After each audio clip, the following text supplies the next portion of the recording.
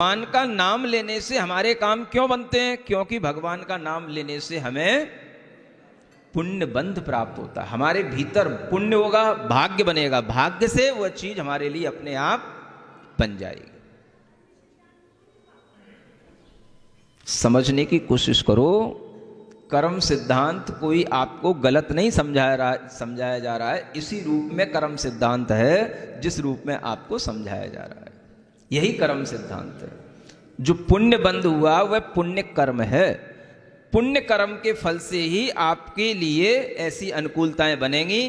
बेटे का विवाह होगा, पुत्र की प्राप्ति होगी, पुत्र को जहर चढ़ गया है तो जहर उतर जाएगा। ये सब पुण्य के फल से होने वाले काम में है। वो पुण्य का फल कब मिलेगा? जब आपने भक्ति से पुण्य का बंध किया होगा। ये पुण्य कर्म का सिद्धांत हो गया। पाप कर्म के सिद्धांत से उसका फल नहीं मिलेगा।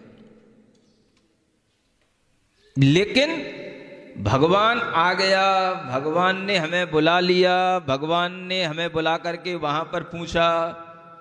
मरने के बाद हम पहुंचे उस भगवान के पास में। भगवान ने कहा, क्यों रे यों क्यों आ गया तू?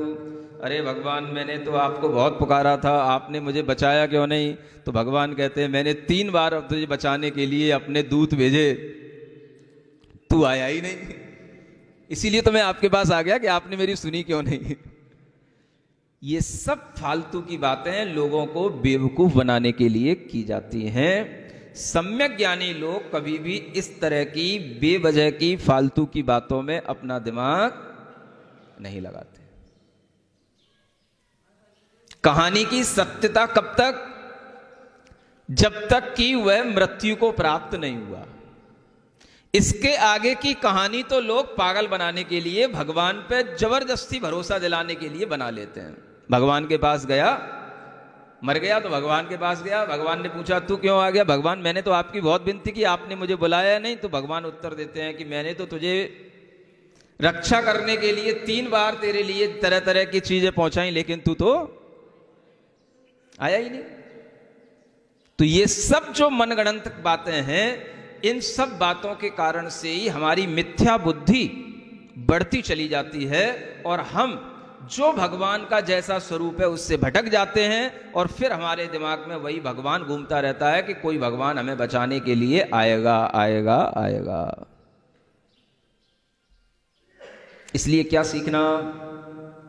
भगवान से ज्यादा अपने भाग्य पर भरोसा रखो।